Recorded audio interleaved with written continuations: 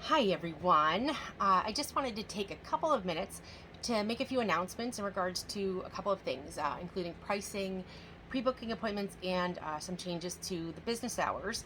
I have my handy-dandy notes as usual, so hopefully this will be really quick. First up is pricing. As you know, I've always done my best to keep prices as fair as possible.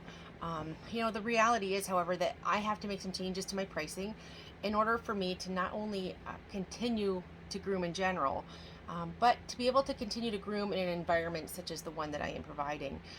Offering one on one grooming appointments, being cage free, working with the harder to handle dogs, using high quality products, and focusing on quality rather than quantity are things that I am not willing to give in on. Without Lindsay and, okay, Larry too, I wouldn't be able to continue to groom the bigger dogs or the harder of the hard dogs that we do anymore. And that, frankly, it would break my heart. Um, this has really hit home recently with me. I just had a hernia repair surgery. And the fact that I refuse to believe it, I'm not in my 20s anymore. And I really can't just muscle through it. I need those extra set of hands there to help. So beginning September 15th, there is going to be a price increase. The price increase, it's being based off of several factors, including the size of your fur kid, the coat type, coat condition, age or health ailments, behavior needs, and the style that you're requesting. Nail trim services will be increasing as well. Also going forward, tax will no longer be included in your price. It will be in addition to it. So if you'd like to know what your fur kid's price will be going forward, simply respond by text message to this message, and I'll be happy to provide it and also answer any questions you may have. Next up is in regards to changes to the shop schedule. Most of you know that in addition to running the business and grooming, in the business full time, I'm also a wife, and I'm a mom to 5 human children, and currently 7 furry kids. My youngest and feistiest daughter is now a senior in high school, and she definitely keeps me on my toes, to say the least. And I've always done my best to balance everything, but I have realized that I need to dedicate a little more time to my family. So going forward, the shop is no longer going to be open on Wednesdays.